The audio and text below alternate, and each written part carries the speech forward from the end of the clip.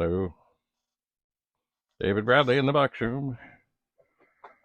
Let's see here. Oh, I have here a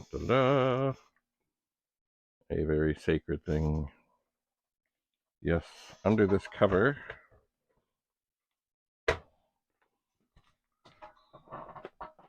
is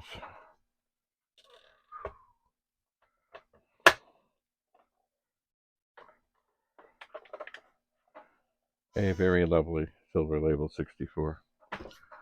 I am going to have a look inside, and it is something.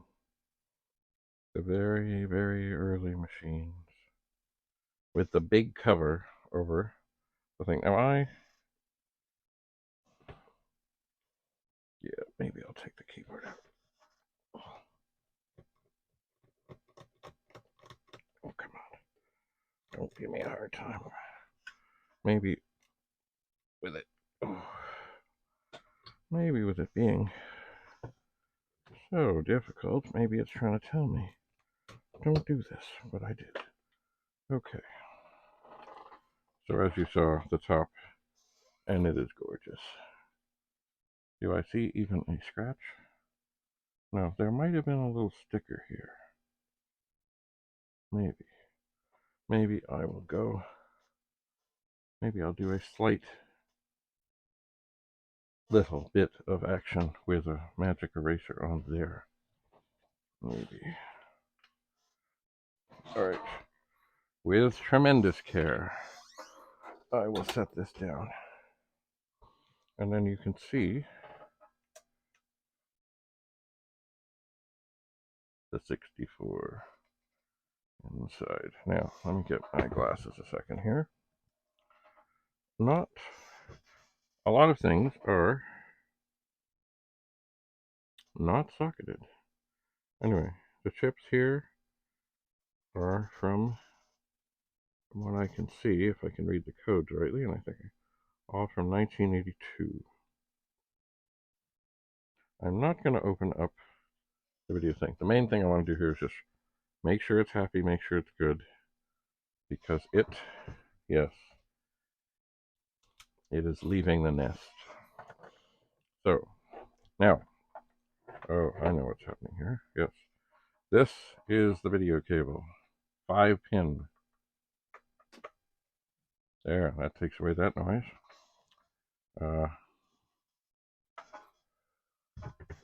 Somewhere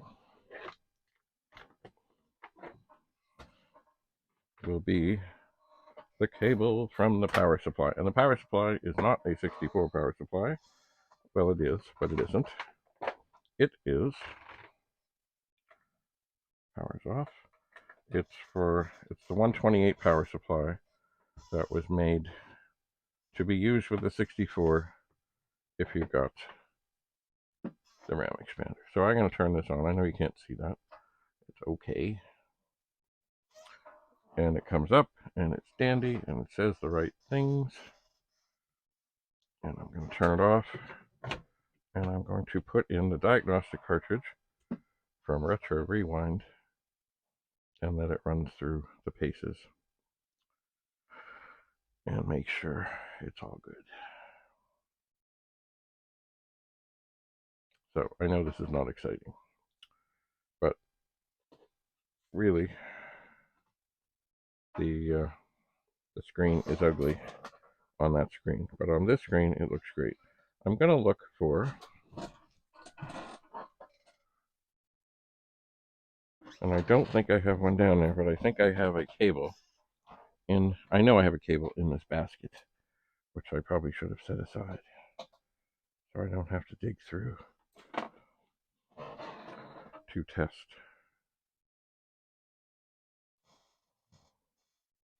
Or maybe I did. Did I set it aside? Probably not. Okay, what is that cable? Oh.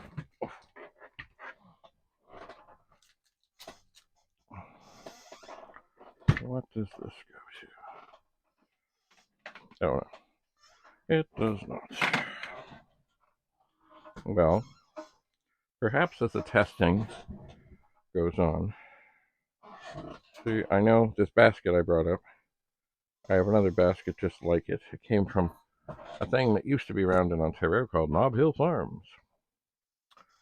But they are long gone. But they were first, I guess, years ago. Oh, there we go.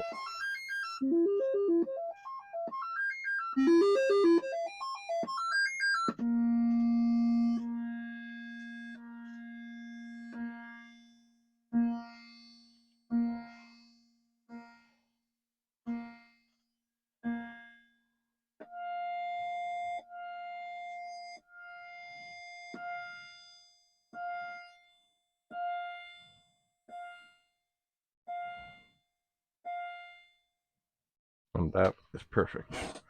I'm going to turn this off. I'm going to flip the switch on the side of this cartridge and start up a different test. Oh, okay. Except I don't want that one because I don't have the keyboard attached. I'll try this one. Yes, okay. So I think what I will do, just to verify, is I will, okay, yes, Nob Hill Farms, great store. Actually, the guy who was the man there for a while owned the Toronto Maple Leafs, but he has left the building. So I think what I will do is find my other basket, which is much like this one, and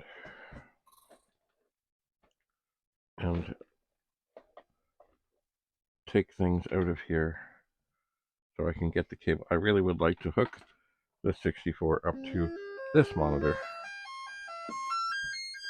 before I send it on its journey.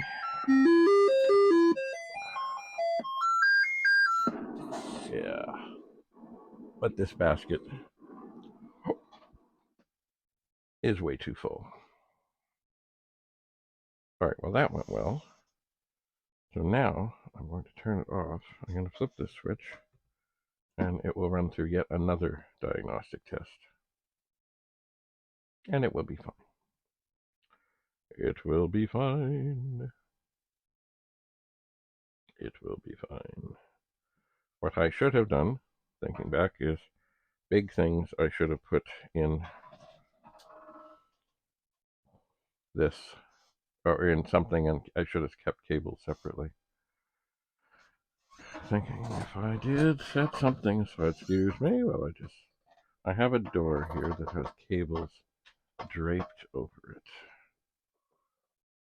And I'm just looking to see, is there the possibility that I have one here? And see, the 5-pin cables are pretty rare. And of course, if I look at the ends that have the colored cables, it doesn't tell me anything about what's really. Oh, that looks like a potential. Oh, wait just a second here. Wait just 1 second. Oh.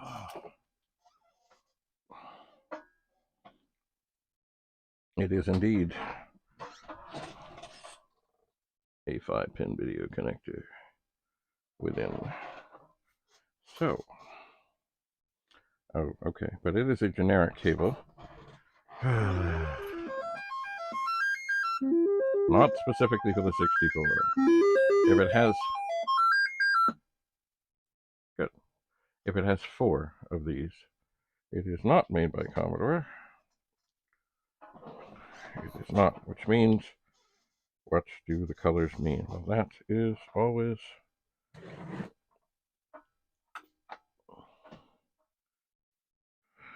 you know what? After all these years, I should probably remember, but I don't.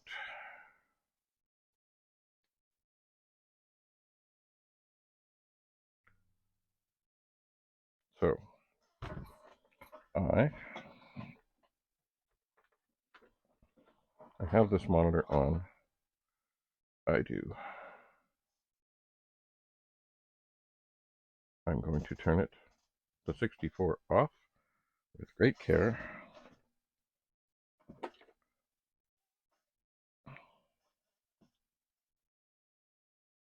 And I don't have to plug this into, I have an extension cable on here. All right, so the monitor is on. And my gut tells me I need the white or the black for video. Excuse me 1 second. While I turn this a little wee bit.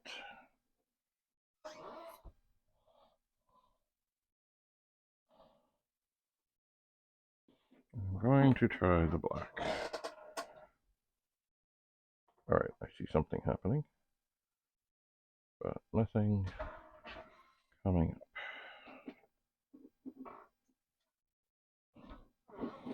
All right, I'm going to try the white.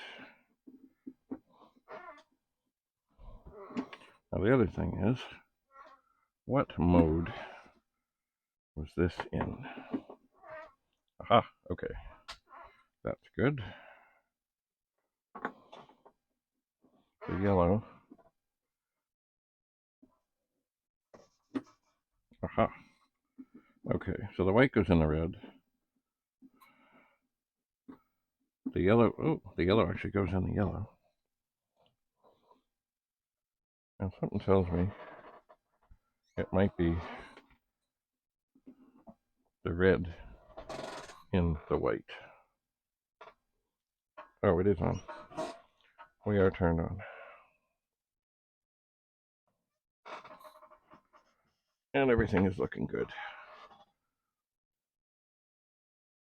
And if I have this right,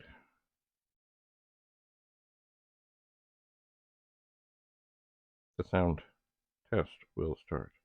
If I don't have it right, then I probably have the wrong cable. And if I hear no, also the volume on this could be turned down.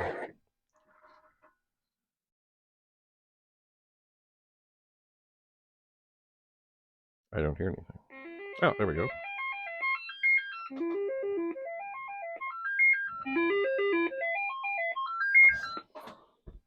Yep.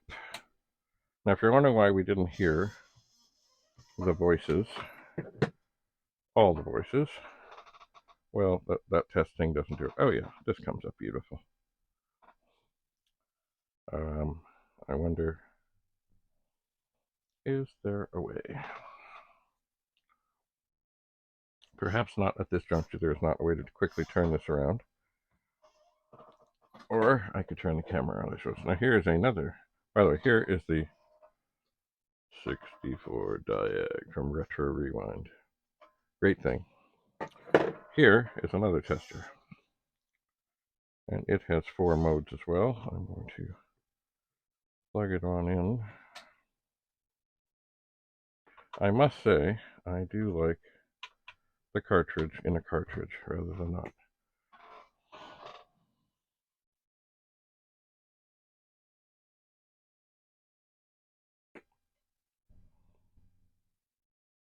Okay, so it is doing its diagnostic thing. And the other thing I will do with this is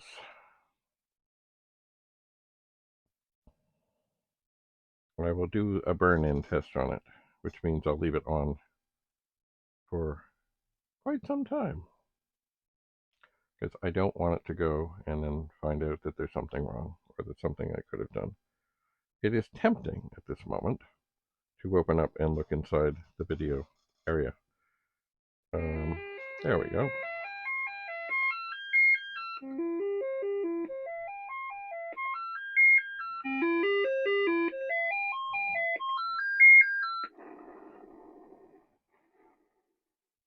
Because I know that the colors can, or the output level can be tweaked a bit. I'm just gonna, no, you know what? This thing has been on here for like 40 years, and it's fine. If the new owner wants to tweak the video, they can. I don't want to risk messing this up. I do not. So, let us unplug with great care. And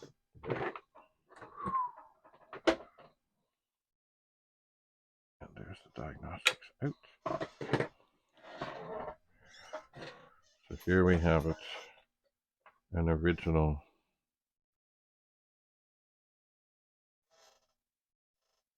Commodore 64 circuit board. It is magic. This is the thing that started the revolution. It is. And for those that are wondering, this board is a 326298 revision A, copyright 1982 Commodore 64. And it has all of its quality control stickers and every other thing on here. And I like this little winged heatsink on here. They did something else later that it didn't have the winged heatsink, but I always liked that. I did. So I'm just looking over, see if there's anything else. The lower board, or the shield or whatever, has never been removed. The solder is completely intact. It is beautiful. Not that there's anything wrong with the later boards. And I mean, you want to talk about how they were able to make things smaller. Here's a 1541-2 circuit board. It is a 1541-2, isn't it? Yeah, it is. Hard to, anyway. Circuit board. That circuit board, originally, on the original 1541, I wish I had one here to show you, but I don't. But the 1541 is a good, it's a long device. This is a very short one. I think this is why they went to the external power supply, which I think was wise anyway. But basically, the first boards on the 1541 went from the back of the case to almost the front of the case, and they were full. So I would bet this one is perhaps 25% the size, roughly. Anyway, so I am going to leave this to be tortured, and then I will put it back together nicely. And you know what? I think I'm going to send it with that cover over it. And then I will apply tremendous amounts of bubble wrap so that it could be shipped just in the bubble wrap. But of course, it will be inside a box. Maybe 2 boxes. We'll see. We will see. So, all right, time to take my monitor extension cable,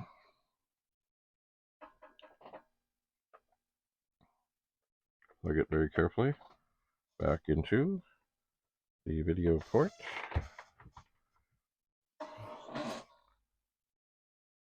And look, there is the power supply. And I think I will once again use the 64 diagnostic cartridge. There it is, by Retro Rewind. It does fit in nicer when you have, there we go, when you have a cartridge around, a cartridge around the little cartridge. This is all fine. Actually, it's so small. I mean, it is small. It's easier to lose. Let me see here. This one is made by,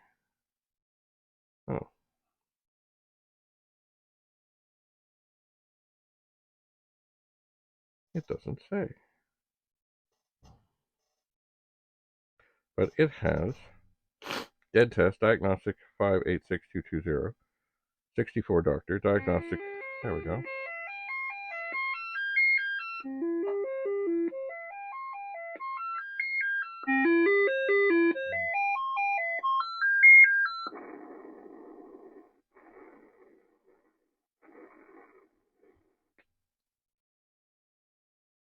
All right, that was lovely. I'm going to turn it off because I want the other. I switched that. Let me try that again. That's 1541 diagnostics, tool 64, SID test, diag 4. So this has more options. Whoever made it. But I do like a cartridge inside a cartridge. Makes it harder for me to doof it up. The way you switch things on this one is there are... Oh, that is not what I wanted. Hang on. There are two switches on the side of the retro rewind thing. Yeah, this is the one I want. Anyway, on this one, there are 3 dip switches. And you pick what you want using the different dip switches. You do. Anyway, all good. Diagnostics are good. All right, and I'm going to leave this. There we go. It is testing. I'm going to leave this to be tortured. But it'll be fine. I will check over. I'll put a finger on the chips.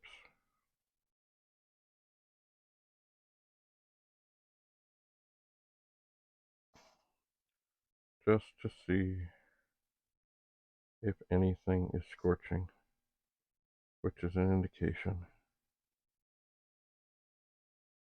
of potential trouble. And actually, I gotta look for it. I got this thing just for this kind of thing. I've got one of those basically COVID thermometers so you can aim it at somebody's forehead and it'll tell you their temperature. I did put fresh batteries in it. I should grab it and then I can take a reading on the chips. So this should soon do another sound check. Soon.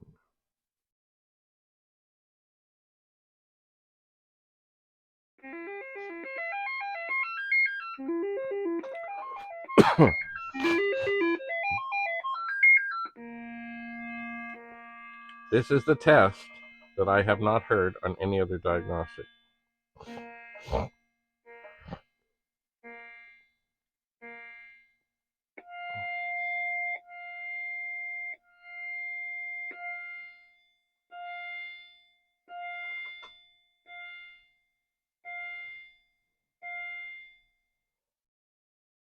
All good. All right, so let the diagnostics continue. Perhaps we'll meet back here when I start to pack it up, or if the torture test shows anything, then we can figure it out. Anyway, thanks for coming. Bye for now.